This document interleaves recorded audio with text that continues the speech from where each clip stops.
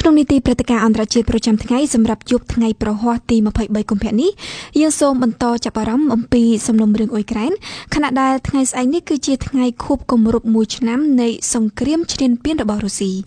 មកពិសីនឹងចូលខ្លួនមកលំអិតព័ត៌មាននេះជំរាបសួរពិសីបាទជំរាបសួរសុជានីតពិសីកាលពីថ្ងៃពុធម្សិលមិញលោកវ៉ាងយីអ្នកតំណាងការទូតជាន់ខ្ពស់ចិនបានធ្វើដំណើរទៅទីក្រុងមូស្គូដើម្បីនិយាយអំពីផែនការដំណោះស្រាយសន្តិភាពដែលចិនចង់ស្នើ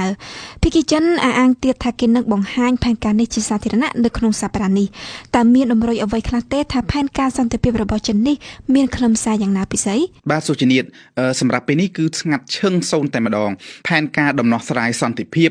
ដែលចិនប្រកាសប្រាប់គេប្រាប់ឯងថាចង់ស្នើដើម្បីបិទបញ្ចប់សង្គ្រាមនៅអ៊ុយក្រែននោះគឺពោពេញដោយអាតកំបាំងខ្លាំងណាស់កាលពីថ្ងៃពុធលោកវ៉ាងយីបានធ្វើដំណើរទៅទីក្រុងមូស្គូជួបប្រជុំជាមួយលោក Sergei Lavrov ប្រមុខការទូតរុស្ស៊ីហើយបន្ទាប់មកបានចូលទៅជួបលោកពូទីននៅវិមានក្រែមឡាំងផងល្ងាចថ្ងៃពុធលោក Lavrov បានប្រាប់អ្នកកាសែតថាក្នុងពេលជួបនិយាយគ្នាគឺលោកវ៉ាងយីបាននិយាយពន្យល់ពីគំនិតយល់ឃើញរបស់ភាគីចិនទាក់ទិននឹងមូលហេតុស៊ីជម្រៅដែលបង្កឲ្យមានវិបត្តិនៅអ៊ុយក្រែនហើយភាគីចិនក៏បានលើកឡើងពីការយល់ឃើញខ្លះៗដើម្បីឈានទៅដោះស្រាយវិបត្តិនេះនិយាយជារួមគឺលោកវ៉ាងយីបាននិយាយប្រាប់ទៅភាគីរុស្ស៊ីអំពីទស្សនវិស័យរបស់ចិននៅក្នុងការរកច្រកចេញផ្នែកនយោបាយទាក់ទិននឹងវិបត្តិនៅអ៊ុយក្រែននេះក៏ប៉ុន្តែលោក Sergei Lavrov បានអះអាងប្រាប់អ្នកកាសែតថាក្នុងពេលនិយាយគ្នាជាមួយលោកវ៉ាងយីគឺអ្នកទាំងពីរមិនបាននិយាយគ្នាអំពីផែនការសន្តិភាពដាច់ដោយឡែកនោះទេដូច្នេះសុចនិតសម្រាប់ពេលនេះគឺគ្មាននរណាដឹងទេថាផែនការដំណោះស្រាយសន្តិភាពដែលចិនចង់ស្នើនោះមានខ្លឹមសារយ៉ាងណាមានប៉ុន្មានចំណុចនោះទេភាគីចិនបានត្រឹមតែប្រកោកប្រកាសថាខ្លួននឹងបង្ហាញជាសាធារណៈនៅក្នុងសប្តាហ៍នេះពីខ្លឹមសារនៃផែនការរបស់ខ្លួនឲ្យទាន់ពេលវេលាគម្រប់ខួប1ឆ្នាំនៃសង្គ្រាមនៅអ៊ុយក្រែនដល់ឡែកពិសីភាគីអ៊ុយក្រែនបានអះអាងថាចិនមិនបានពិភាក្សាជាមួយខាងខ្លួនតតែសោះឡើយហើយរហូតមកទល់ពេលនេះចិនក៏មិនទាន់បានផ្ញើឯកសារលម្អិតស្ដីពីផែនការដំណោះស្រាយសន្តិភាពរបស់ចិនដែរបាទជាការពិតមែនសុជានីតមន្ត្រីជាន់ខ្ពស់អ៊ុយក្រែនម្នាក់បាននិយាយដោយសុំមិនបញ្ចេញឈ្មោះថាចិនប្រកោកប្រកាសថានឹងបង្ហាញផែនការសន្តិភាពតែធៀបពិតអ៊ុយក្រែនដែលជាភាគីម្ខាងនៃវិបត្តិគឺមិនត្រូវបានចិនពិភាក្សាសួរយោបល់សូម្បីតែមួយម៉ាត់ពលគឺវាហាក់មានន័យថាចិនគិតពិចារណាតែម្នាក់ឯងហើយយកវាមកបោះលើតុឲ្យអ៊ុយក្រែនទទួលតែម្ដងកាលពីថ្ងៃប្រជុំសន្និសីទស្ដីអំពីសន្តិសុខនៅទីក្រុងមូនីចនៅចុងសប្តាហ៍មុនលោកឌីមីត្រូគូលេបារដ្ឋមន្ត្រីក្រសួងការបរទេសអ៊ុយក្រែនបានជួបនិយាយគ្នាជាមួយលោកវ៉ាងយី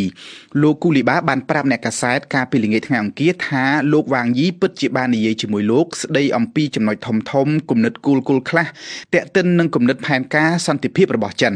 ក៏ប៉ុន្តែរហូតមកទល់ពេលនេះភាគីអ៊ុយក្រែនកំពុងតែរងចាំទទួលឯកសារលម្អិតរបស់ចិនដើម្បីធ្វើការពិចារណាអ៊ុយក្រែនរងចាំឯកសារជាលាយលក្ខណ៍អក្សរមិនមែនត្រឹមតែស្ដាប់លោកវ៉ាងយីនិយាយចោះផ្ទាល់មាត់ហើយគ្រប់គ្រាន់នោះទេទន្ទឹមគ្នានេះលោករដ្ឋមន្ត្រីការបរទេសអ៊ុយក្រែនបានបញ្ជាក់ថាសម្រាប់ពេលនេះអ្វីដែលជាអតិភិបរបស់អ៊ុយក្រែនគឺនៅតែជាផែនការសន្តិភាពទាំង10ចំណុចដែលភាគីអ៊ុយក្រែនបានស្នើតែយ៉ាងណាលោកអះអាងថាអ៊ុយក្រែននឹងមិនបិទផ្លូវឈប់ស្ដាប់គេស្ដាប់ឯងនោះទេអ៊ុយក្រែននៅតែស្ដាប់យោបល់អ្នកដទៃប្រសិនបើគេមានគំនិតអ្វីថ្មីបន្ថែមទៀតដើម្បីឈានទៅសម្រេចបិទបញ្ចប់សង្គ្រាមស្ដារសន្តិភាពឡើងវិញលើកលែងតែចំណុចបន្ទាត់ក្រហមមួយចំនួនដែលអ៊ុយក្រែនមិនអាចធ្វើសម្បទានបានជាដាច់ខាតតើអ្វីទៅជាបន្ទាត់ក្រហមរបស់អ៊ុយក្រែនពិសីបាទសុជានីតយោងតាមមន្ត្រីជាន់ខ្ពស់អ៊ុយក្រែនដែលសូមមិនបញ្ចេញឈ្មោះខាងលើបន្ទាត់ក្រហមដែលអ៊ុយក្រែនទាមទារជាដាច់ខាតនោះគឺអធិបតេយ្យភាពនិងបូរណភាពដែនដីរបស់អ៊ុយក្រែនសំណើផែនការសន្តិភាពណាក៏ដោយគឺត្រូវតែគោរពអធិបតេយ្យភាពនិងបូរណភាពដែនដីរបស់អ៊ុយក្រែនលោកប្រធានាធិបតី Zelensky ធ្លាប់បានបញ្ជាក់ច្រើនដងរួចមកហើយថាអ៊ុយក្រែនមិនអាចបាត់ទឹកដីសូម្បីតែមួយចង្អាមទឹកដីអ៊ុយក្រែនមិនអាចក្លាយជាធ្នូកាត់ច្រឹបហុចទៅឲ្យគេដើម្បីឲ្យបានសន្តិភាពជាដាច់ខាតដោយរាប់ទាំងតំបន់គ្រីមេផងដែរបន្ទាត់ក្រហមរបស់អ៊ុយក្រែននេះគឺអ៊ុយក្រែនមិនបានទៅទាមទារចង់បានរបស់អ្នកណាទេតែគឺអ៊ុយក្រែនទាមទារសុំត្រឹមតែឲ្យភាគីម្ខាងទៀតគោរព គោលការណ៍គ្រឹះនៃធម្មនុញ្ញរបស់អង្គការសហប្រជាជាតិតែប៉ុណ្ណោះជាគោលការណ៍គ្រឹះដែលកំណត់អំពីការគោរពបូរណភាពដែនដីរបស់ប្រទេសឯករាជ្យនីមួយៗជាយ៉ាងណាមិញនៅថ្ងៃប្រហ័ននេះអង្គការសហប្រជាជាតិកំពុងតែបើកអង្គមហាសន្និបាតនៅទីក្រុងញូវយ៉កដោយរំពឹងថានឹងអាចបោះឆ្នោតលើសេចក្តីសម្រេចចិត្តរួមឈានទៅបញ្ចប់សង្គ្រាមកសាងសន្តិភាពនៅអ៊ុយក្រែនដោយអនុលោមគោរពទៅតាមគោលការណ៍គ្រឹះនៃធម្មនុញ្ញរបស់អង្គការសហប្រជាជាតិ បាទជាការពិតមែនហើយសុជានីតនៅក្នុងពេលបើកអង្គមហាសន្និបាតកាលពីថ្ងៃពុធម្សិលមិញលោកអង់តូនីញ៉ូ ហ្គូតេសបានថ្លែងថាសង្គ្រាមឈ្លានពានអ៊ុយក្រែនដែលធ្វើឡើងដោយរុស្ស៊ីក្នុងរយៈពេល1ឆ្នាំមកនេះគឺវាជាការវាយសម្លុតមកលើមនសិការរួមរបស់ពិភពលោកយើងលោកអគ្គលេខាធិការអង្គការសហប្រជាជាតិបានលើកឡើងផងដែរអំពីការគំរាមដោយស្ងាត់ស្ងៀមបំផុតទាក់ទិននឹងលទ្ធភាពអាចផ្ទុះសង្គ្រាមនុយក្លេអ៊ែរទៅថ្ងៃខាងមុខប្រសិនបើសង្គ្រាមនេះនៅតែបន្តឆេះងំតទៅទៀតលោកបានថ្លែងរន្ធត់ថាសហគមន៍អន្តរជាតិត្រូវតែរួមគ្នាដើរគេចចេញពីរណ្ដៅដ៏គ្រោះថ្នាក់នេះឲ្យបានក្នុងពេលឥឡូវនេះបន្ទាប់ពីបានជជែកពីគ្រោះគ្នារយៈពេល2ថ្ងៃអង្គការសហប្រជាជាតិមានគម្រោងដាក់ឲ្យអង្គមហាសន្និបាតបោះឆ្នោតលើសេចក្តីសម្រេចចិត្តរួមនៅថ្ងៃប្រហ័ននេះសេចក្តីសម្រេចចិត្តរួមដែលមានខ្លឹមសារអំពីវិនិយោគឲ្យកសាងសន្តិភាពដែលមានយុត្តិធម៌និងយូរអង្វែងសម្រាប់ពិភពលោកសេចក្តីសម្រេចចិត្តរួមនេះក៏បានបញ្ជាក់ជាថ្មីម្ដងទៀតដែរអំពីតម្លៃដ៏ធំមិនអាចកាត់ថ្លៃបាននៃគោលការណ៍គ្រឹះគោរពបូរណភាពដែនដីប្រទេសនីមួយៗដែលមានចែងនៅក្នុងធម្មនុញ្ញនៃអង្គការសហប្រជាជាតិលោករដ្ឋមន្ត្រីការបរទេសអ៊ុយក្រែនឌីមីត្រូគូលីបាក៏បានថ្លែងទៅកាន់អង្គសន្និបាតដែរ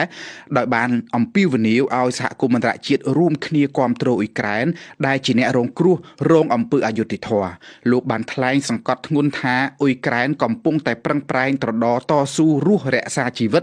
ខណៈដែលម្ខាងទៀតនោះគឺគេជាអ្នកដែលគិតតែពីសម្លាប់និងធ្វើសង្គ្រាមបំផ្លិចបំផ្លាញភ្លាមនោះលោកវ៉ាស៊ីលីនេបេនហ្សាឯកអគ្គរដ្ឋទូតរុស្ស៊ីប្រចាំអង្គការសហប្រជាជាតិបានថ្លែងឆ្លើយតបទៅវិញថាគឺក្រមប្រទេសលោកខាងលិចទេដែលមានផែនការចង់រំលាយបំផ្លាញរុស្ស៊ីចង់ធ្វើឲ្យរុស្ស៊ីចាញ់និងដួលរលំលោកម្នាក់នេះបន្តចោទថាក្រមប្រទេសលោកខាងលិចហ៊ានធ្វើគ្រប់មធ្យោបាយដោយរាប់ទាំងការយកអ៊ុយក្រែនដើម្បីបូជាធ្វើយ៉ាងណាឲ្យតែខ្លួនបានឈ្នះរុស្ស៊ីដូច្នេះយើងឃើញថាសង្គ្រាមពាក្យសម្ដីនៅតែបន្តមានយ៉ាងក្តៅគគុកនៅឯអង្គការសហប្រជាជាតិដែលអាចបញ្ជាក់ថាគោលជំហររបស់ភាគីជម្លោះទាំងសងខាងគឺនៅតែរឹងរៀងខ្លួនខ្លាំងណាស់សុចនាត